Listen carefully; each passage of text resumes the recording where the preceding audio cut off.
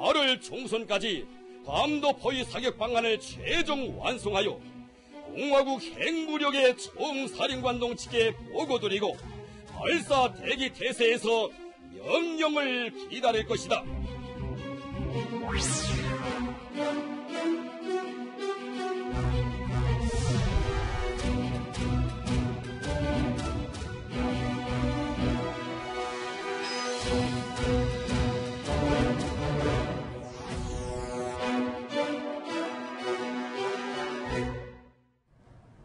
자, 북한은 이 미국 영토이죠. 괌에 대한 포위 사격 시나리오를 이미 공개를 했습니다. 지금 보고 계십니다. 일각에서는요, 북한이 앞으로 단계적으로 긴장의 수위를 점점 더 끌어올릴 것이다 라고 예측을 하고 있는데, 자, 이미 공개된 시나리오입니다. 8월 중순까지 전략군의 사격 방안을 최종 완성했고, 그리고 김정은에 보고를 하고 김정은의 결재가 있으면 미사일 4발을 동시에 발사할 것이다. 이렇게 주장을 하고 있습니다. 자, 이렇게 어떤 카드를 던져놨습니다.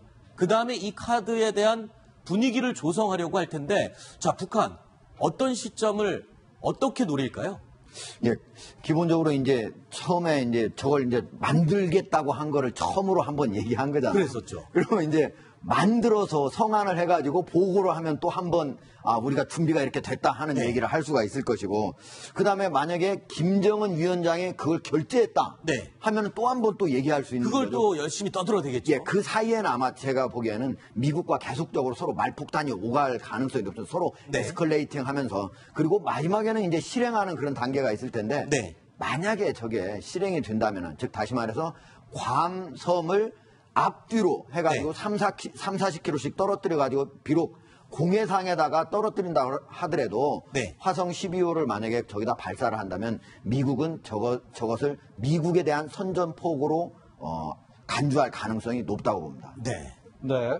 왜 그 전략군 사령관이 8월 중순까지 계획을 세워서 김정은 결재를 받느냐 하는 부분에 대해서 아직까지 그 해명을 못했지 않습니까? 네. 그런데 사람들이 을지 포커스 렌즈 때문에 그런다고 그러는데 네. 을지 프리덤 가디언 훈련은 21일부터입니다. 네. 그러면 하순이거든요. 그렇죠. 안 맞지 않습니까? 중순. 네. 북한이 현재 야심적으로 하는 게 준비하고 있는 것이 백두산 위인대라는 걸 하고 있습니다. 네, 그게 뭡니까? 그게 뭐냐면 김일성, 김정숙, 김정일 세 사람을 이렇게 칭송하는 네. 위인 칭송대회를 지금 한다고 네. 14일부터 17일까지 한다 그러거든요. 아마 그 기간 전에는 전쟁을 안 하고 그 17일 끝난 다음에 발사를 하겠다. 그래서 김정은한테 재가를 받겠다. 네. 그래서 저게 중순까지로 이렇게 계획을 잡은 것 같습니다. 김 교수님이 하신 말씀하신 이 행사가 북한에서 굉장히 중요한 그런 행사인가 보죠? 그렇죠. 그것은 북한에서 이제 우상화의 3대 존재가 바로 네. 3대 장군이니까, 네. 그건 상당히 그 김정은 시대의 어떤 우상화를 정착시키는 출발점이 될 수 있고, 또 하나는 이제 말하자면 성동격서가 아닌가. 네. 사실 지금 괌을 때린다고 한 건 일종의 작전 계획을 전략군 사령관이 공개한 건데, 북한에서 70년대, 80년대 가장 인기 있었던 영화가 그 작전문건이라는 영화였습니다. 네. 소위 북한군이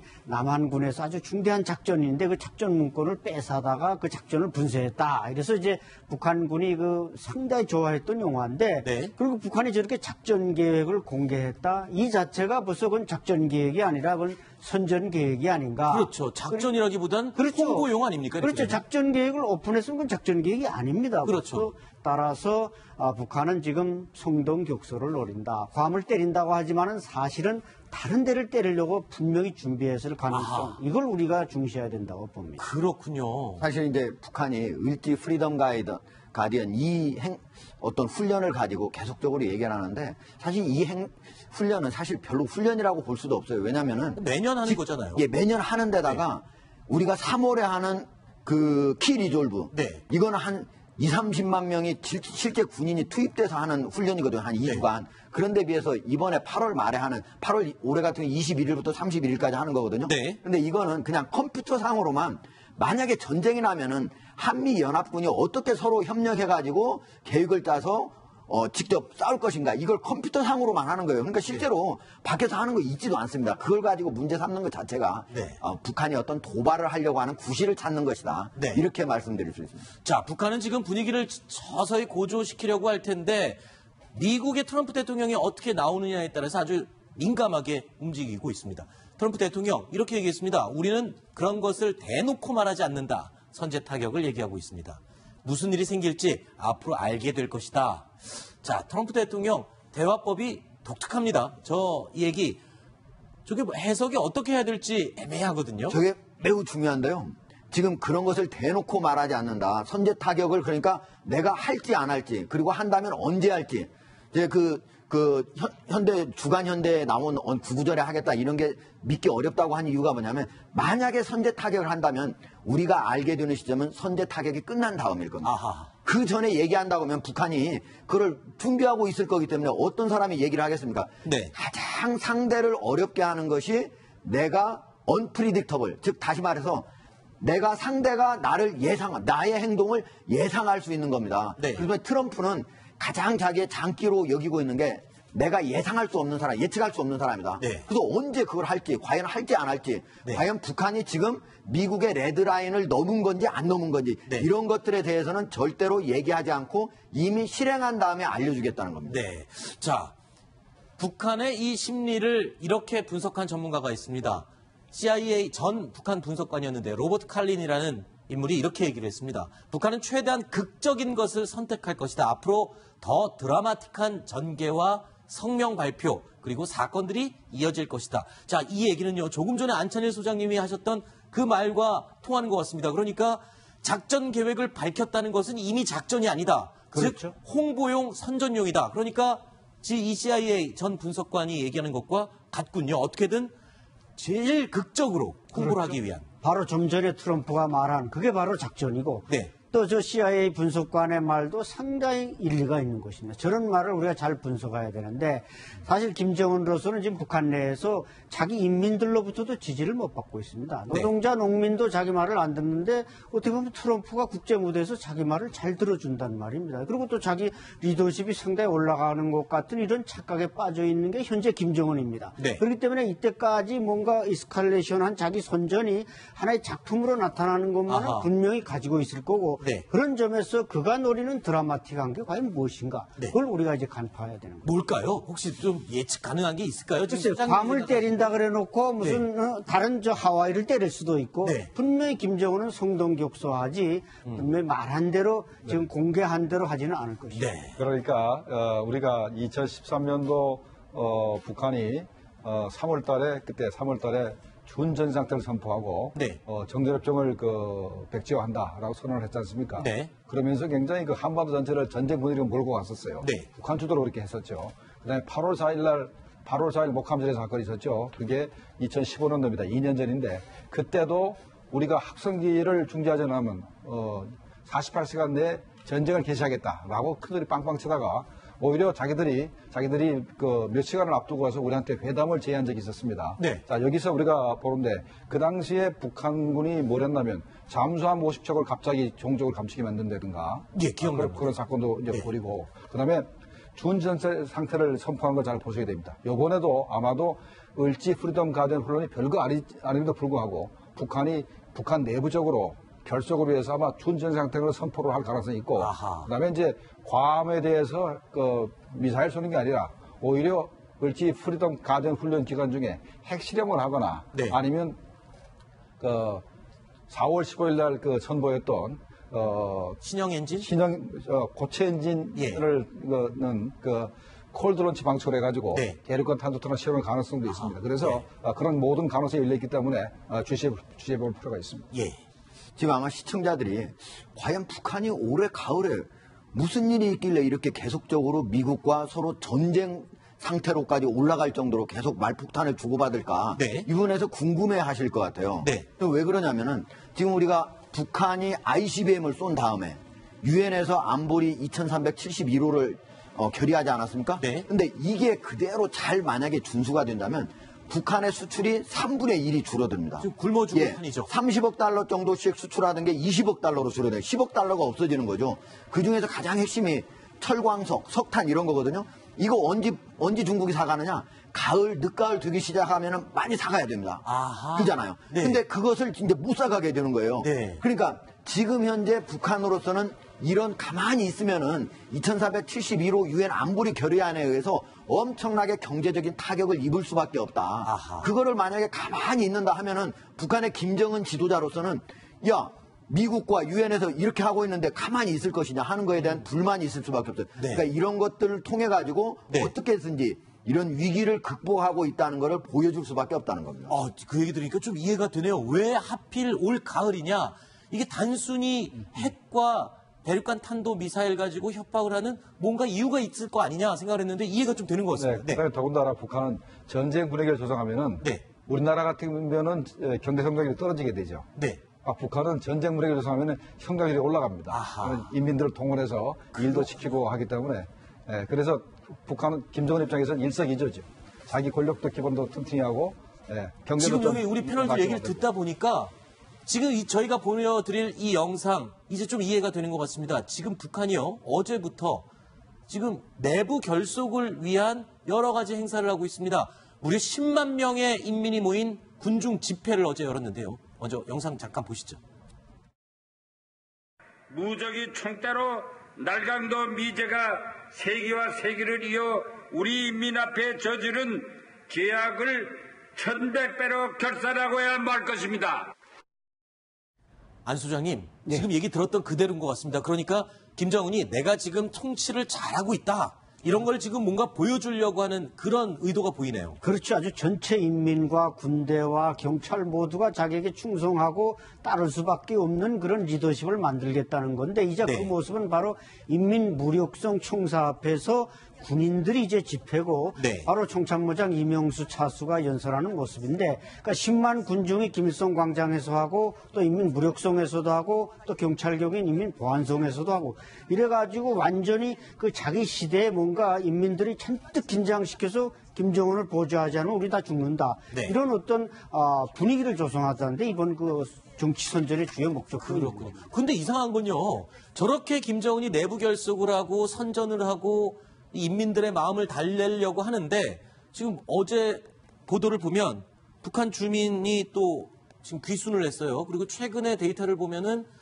다른 때보다 유난히 귀순하는 사람들이 많아지고 있다. 이런 얘기가 들리거든요. 네, 특히 뭐 국경을 좀 봉쇄하니까 지금 휴전선이나 해안을 통해서 이렇게 탈북해 오는 사람들이 많은데 저것은 사실 어떻게 보면 군인도 있고 민간인도 있는데 대체로 20, 30대 젊은 사람들이 많다는 것입니다. 이걸 네. 보면 그 사람들이 김정은 체제에 대해서 동의하지 않고 있고 뭔가 불만과 항고를 탈북으로서 선택한다. 이런 면에서 볼 때는 또 김정은이 아무리 발광을 해도 실제로 북한 주민들의 어떤 동의나 충성심을 이끌어내는데 문제가 많다. 네. 이런 걸 이제 암시하는 것입니다. 네. 실제로 아까 교수님이 잠깐 말씀하셨는데 이 북한이요. 지금 간부들은 비상대기 태세를 지금 선포를 한 상태라고 하면서요. 예. 지금 북한은 7일에 네. 전체 당 중앙군사위원회에서 비상대기 명령서가 모든 간부들한테 이렇게 내려가가지고 네. 현재 뭐 그냥 군인뿐만 아니고 일반 그런 행정기관에서도 아주 비상대기를 하고 있다고 자유아시아 방송이 8일 보도를 했습니다. 네. 또 이 뭐 항공기에서 노동신문을 미리 찍어놨다가 대량 살포를 했다. 뭐 이런 얘기도 들리는데 그건 왜 그런 건가요? 예, 저것은 이제 북한이 역시 프로파간다를 아주 긴박하게 움직인다. 네. 그러니까 북한이 헬리콥터를 동원해서 이렇게 신문을 나르는 건 최소한 1월 1일 김정은이 신년사를 한 다음에 그걸 북한 주민들과 군인들에게 학습시키기 위해서 헬리콥터가 한번 1년에 뜨는 적이 있는데 근데 지금은 뭐 신년사도 아니지 않습니까? 아닌데 저렇게 이번에 뭔가 출판물 노동신문을 그러니까 저런 뭐 군중대회나 김정은의 어떤 지시나 이런 걸 담아서 긴급 인쇄해서 나른다는 건 역시 분위기를 상당히 긴장 국면으로 조성하려는 그런 일환이라고 할 수 있습니다. 이게요. 제가 가지고 나온 게 이제 오늘자 노동신문이거든요. 네네, 오늘자 노동신문인데 노동신문이 원래 6페이지가 나와요. 네네. 그 중에 4페이지를 모두 평양 군중대회의 그 화보로 이렇게 만들었습니다. 네. 하나는 바로 이제 그 인민무력성의 군인들의 지피를 똑같이 2페이지에 걸쳐서 제목을 똑같이 해놨습니다. 제목을 네. 똑같이 해가지고 제목을 뭐라고 했냐면 백두산 총대로 날강도 무리의 전쟁 광증을 단호히 짚으시고 반미 대결선에서 백승을 떨치자 네. 하는 얘기하고 똑같이 그 다음에는 이제 아까 저 인민보안성 네. 여기에서도 한 거를 똑같이 2페이지에 걸쳐 가지고 같은 제목으로 네. 이렇게 한 경우는 매우 이례적인 상황입니다. 네. 저 노동신문이 배포되면은 전국의 노동자, 농민이 아침에 한 사람이 그걸 읽으면 다 그걸 공부를 하게 되거든요. 네. 지금 그러니까 급박하게 노동신문에 나온 것들을 인민들한테 전달해가지고, 이렇게 전쟁 분위기, 이런 분위기를 조성하기 위해서 이렇게, 정말 특이한 행동을 한다고 생각합니다. 네. 그렇군요. 자, 그런데 조금 이해가 안 되는 게 있습니다. 지금 북한에서 저렇게 이 내부 결속을 다지고 외부로는 지금 말폭탄을 쏟아내면서요. 우리 남한을 향해서 이런 요구를 했습니다. 지난해 집단 탈북을 했던 북한 식당 여종업원들 있지 않습니까? 이 가운데 한 명을 우리 정부가 강제로 결혼을 시켰다. 그러면서 그 여종업원들을 빨리 돌려보내라. 이러면서 주장을 하고 있는데 좀 뜬금없는 것 같습니다. 지금 이 상황에서 한반도 전쟁 위협이 일어나는 이 상황에서 아니 지난해 넘어온 북한 식당 여종업원들에 왜 이렇게 집착을 하는 겁니까? 그렇죠. 제가 볼 때는 아마 북한이 노리는 그 꼼수가 딱 한 가지 있는데 네. 소위 저걸 이제 우리 국정원이 납치해왔다고 북한이 주장하지 않습니까? 네. 그래서 새 정부가 들어서서 지금 우리 국정원에 뭐 적폐니 뭐니 하면서 새 정부 개혁 프로그램에 저게 들어있으니까 네. 결국 지난 정부에서 납치해간 사람이니까 이번 정부에서는 좀 돌려보내달라. 네. 이거 정말 시도 맥히지 않는 얘기죠. 네. 저 사람들을 돌려보낸다는 것은 돌아가겠다고 말하는 사람도 있을리 만무하겠습니다만은 네. 우리 정부가 어떻게 저 사람들을 돌려보냅니까? 저것은 그야말로 자기 자식을 옷을 벌거벗겨서 사자 우리 속에 집어넣는 거나 똑같기 때문에 네. 그럼에도 불구하고 뭔가 우리 대한민국 정부도 한번 핸들링 해보겠다. 네. 저런 속셈이 자꾸 북한이 저걸 들고 네. 나오는 이유라고 보여요. 아까 우리 탈북한 12명 여자공원 갖다가 강제 결혼시키는 소리를 지금 하지 않습니까? 네. 작년도는 또 단식생하다가 한 사람이 굶어 죽고 네. 나머지가 전부 다 북한으로 돌아가겠다고 단식생 한다고 그랬지 않습니까? 네. 그거 보면 참 어처구니가 없어요. 지난번에도 제가 톱10에서 최초로 얘기를 해서 그때 북한이 더 이상 주장을 못하고 우리 국민이 흔드는 거 제가 막아줬었습니다. 네. 그 당시에 이거는 현재 조사를 잘 받고 있고 네. 다들 포동포동 살이 쪘다는 얘기를 하는 바람에 다들 조용히 됐거든요. 네. 마찬가지로 저것도 지금 결혼설도 말도 안 되는 얘기인데 저거는 대응할 필요가 없습니다. 12명 전부 다 대학생이고 대학에서 공부 잘하고 있습니다. 아, 그렇군요. 자, 지금 우리 또 김정곤 교수님께서 얘기를 해주셨습니다. 12명 다 지금 학교에서 열심히 공부 잘 하고 있답니다. 12명의 북한 식당 여종업원들. 그런데 이 얘기가 또 좀 걸립니다. 그러니까 이 이산가족 상봉 행사와 식당 여종업원들을 다시 북구로 돌려보내라라는 것을 엮어서 지금 주장하고 있거든요. 아니, 왜 저렇게 저 사건에 집착을 하는 겁니까, 북한이? 그리고 이제 저거는 이제 일단 이산가족 상봉 행사에 절대 응하지 않겠다는 그렇죠. 의도를 드러내는 거고 네. 또 하나는 왜 지금 그 중국에서 있었던 식당 종업원들이 집단 탈주한 거에 대해서 북한이 상당히 저렇게 신경을 쓰고 있냐면요. 저 사람들은 제가 중국에서 특파원 할 때 가서 물어보면 다 평양에 있는 사람들입니다. 아하. 그리고 중산층 이상의 사람들입니다. 아. 그리고 나름대로 성분도 좋고 네. 또 여기에 올 때 교육을 잘 받았던 사람들입니다. 그러니까 저기에 있는 가족들은 평양에 있는 가족들은 만약에 이 사람이 자진해가지고 탈북을 했다고 하면은 나중에 다 저기 지방으로 가가지고 어딘가에 전출을 해야 됩니다. 네. 그러니까 저 사람들도 가족들도 도저히 그걸 인정할 수 없는 상태예요. 아하. 그리고 북한 당국도 인정할 수 없는 이것이 두 가지가 합쳐져가지고 계속적으로 이해관계가 맞아떨어지니까 저게 계속적으로 선전 도구가 될 수 있는 거죠. 네, 알겠습니다. 자, 세 가지 이야기 살펴봤고요. 이제 네 번째 이야기가 준비되어 있습니다. 자, 네, 다음 소식 화면으로 확인해 보시죠.